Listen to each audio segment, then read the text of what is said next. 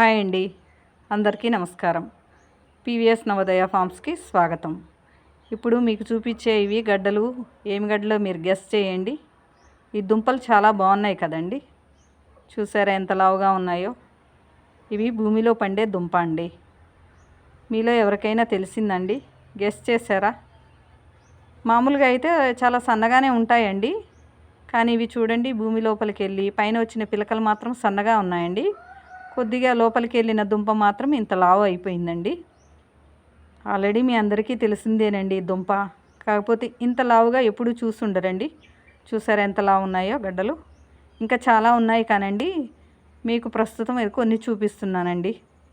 ఇది భూమి గుల్లగా ఉంది అనుకోండి, దుంప ఇలా వస్తుందండి.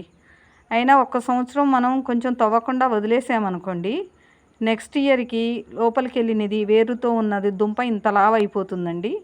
దాని సైడ్స్ వచ్చే పిలకలు మాత్రం సన్నగా ఉంటాయి. ఒక 1 ఇయర్ వదిలేస్తే మాత్రం నెక్స్ట్ ఇయర్కి ఇంత బాగా ఊరుతాయండి గడ్డ. గెస్ చేసే ఉంటారు అనుకుంటున్నానండి. స్కిప్ చేయకుండా చివరి వరకు చూడండి. లాస్ట్లో నేను చెప్తాను, లేదంటే మీరు కామెంట్ బాక్స్లో కూడా అడగచ్చు, నేను రిప్లై ఇస్తానండి. ఇప్పుడు మీకు వెనక గ్రీనరీ కనపడుతుంది చూడండి, అది తాయి జింజర్ అండి. అది కూడా ముదిరిన తర్వాత తవ్విన తర్వాత ఒకసారి మీకు చూపిస్తానండి. తాయి జింజర్ అండి, అచ్చం మన అల్లంలాగే ఉంటుంది. దాని గురించి మళ్ళీ ఒక వీడియో చేసుకుందామండి. గెస్ చేశారండి? ఆల్మోస్ట్ మీ అందరికీ తెలిసిందేనండి. ఇది పూర్తి ఆర్గానిక్ పద్ధతిలో పండిన దుంపలండి ఇవి. చూసారండి ఒక్కొక్కటి ఎంతలా ఉందో. దీన్ని ఇలా నలిపితేనండి కొంచెం వాసన కూడా ఎంత బాగుంటుందో అండి. వాసన చాలా బాగుంటుందండి. ఆల్రెడీ మీ అందరికి అర్థమైపోయి ఉంటుందండి. ఇది ఇప్పుడు చూసారా ఎంత లావైనాయో. అచ్చం చూడండి ఎంత ముద్దుగా ఉన్నాయో. ఇలా చూస్తే తినేయాలనిపిస్తుంది కదండి. కానీ దీంతో మనం పచ్చళ్ళు తయారు చేస్తామండి. గెస్ చేసే ఉంటారు మీరందరూ.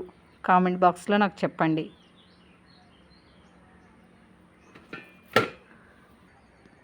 తెలిసిందండి, చెప్పేస్తున్నానండి. ఇది మామిడి అల్లం అండి. మనం పచ్చళ్ళు తయారు చేస్తాము, కొన్ని రకాల సూప్స్కి వాడచ్చండి. చాలా టేస్టీగా ఉంటుంది, స్మెల్ కూడా చాలా బాగుంటుందండి. కాకపోతే ఇందులో పీచు అనేది ఏమీ ఉండదండి, పిండి పిండిగా ఉంటుంది. కొంచెం దాన్ని మనం నలిపామనుకోండి, అసలు ఎంత బాగుంటుందో అండి.